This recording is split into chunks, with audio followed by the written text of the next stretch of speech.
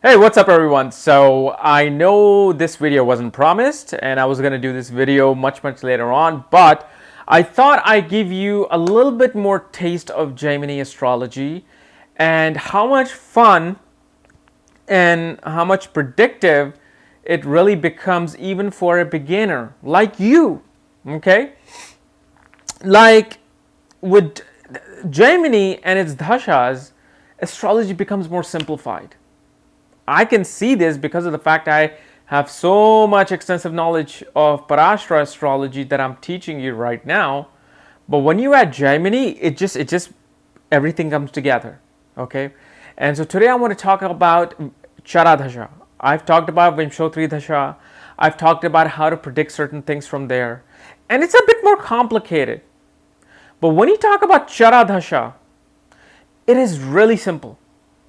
Really simple. And that's when you'll start to see the little things that why is it that in my period of excelled 10th house lord sitting in the 10th house, I just managed to somehow lose my job, and how I managed to get demoted from my work.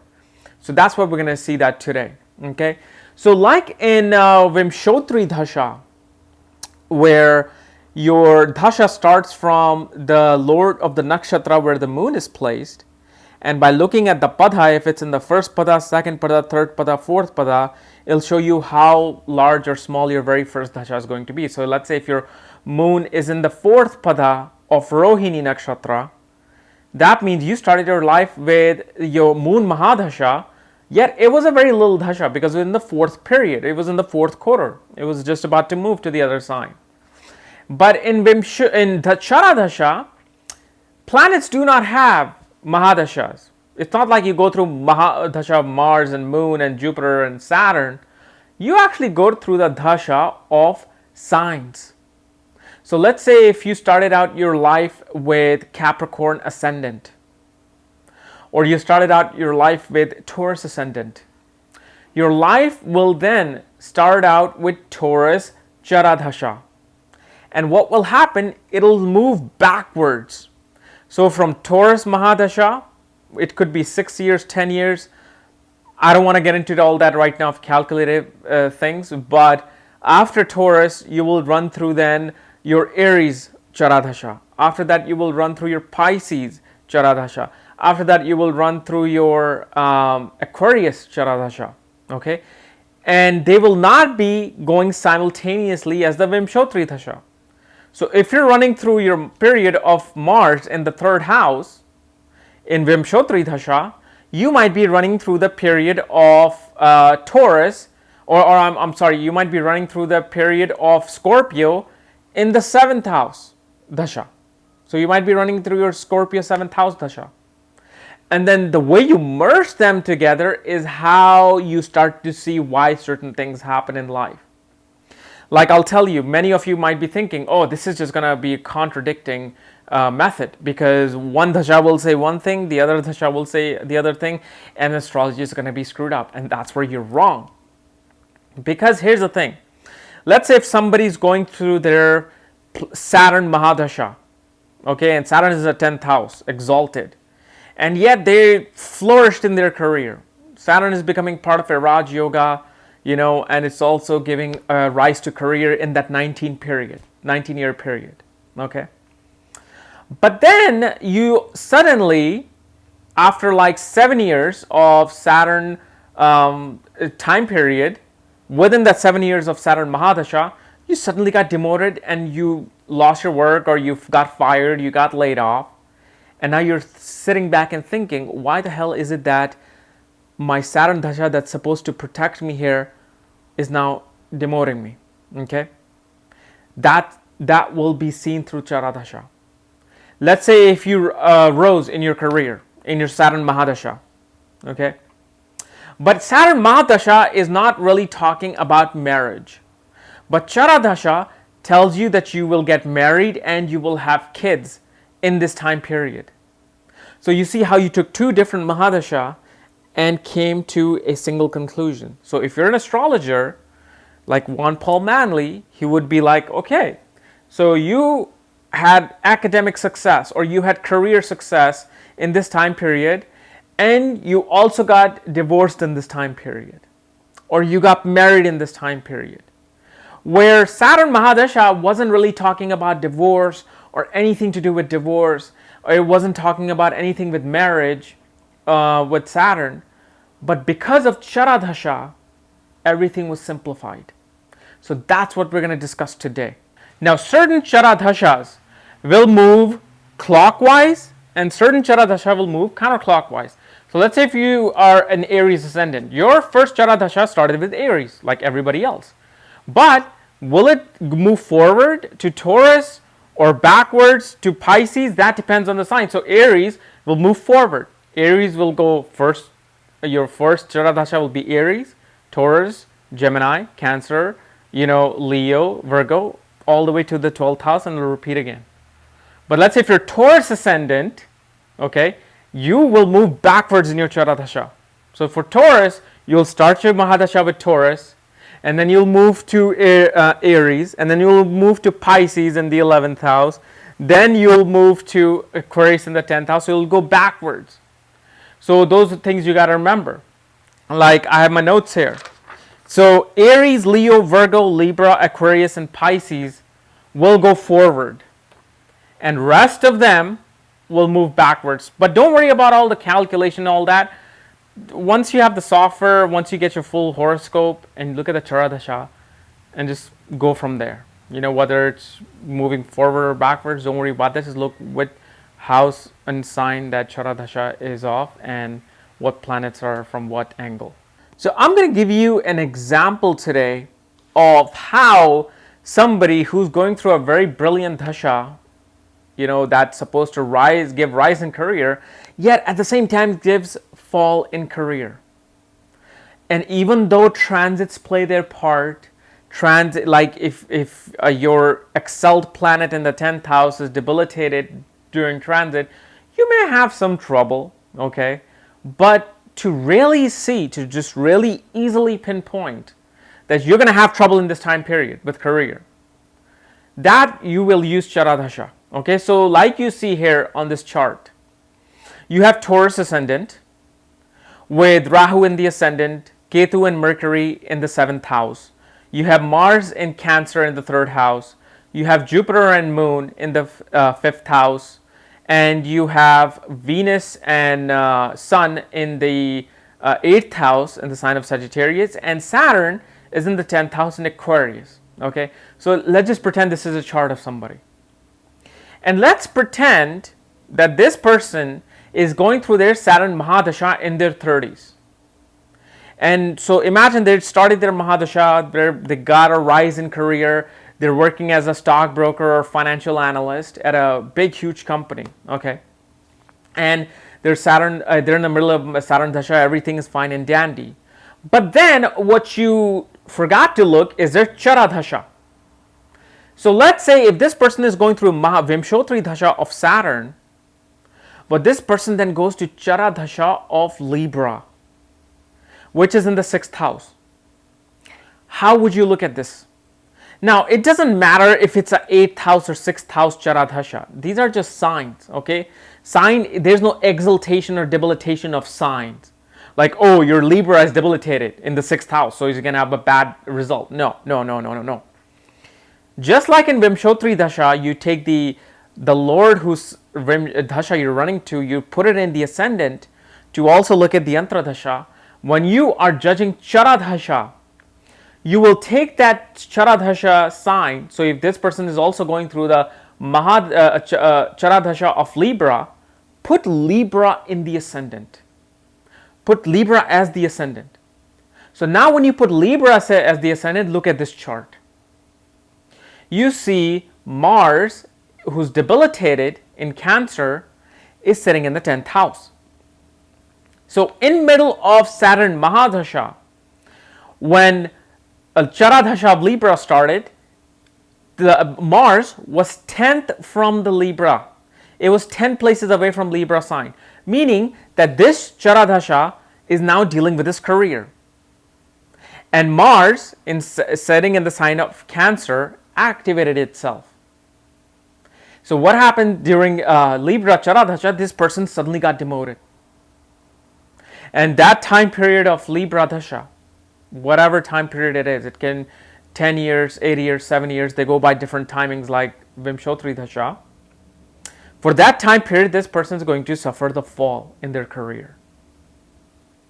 But after that Chara Dasha is over, and then this person moves to their Jupiter Chara Dasha, they might rise up again. So this is how you start to look at things. Now, if you noticed, in Libra Chara Dasha, Ketu and Mercury are sitting in the second house.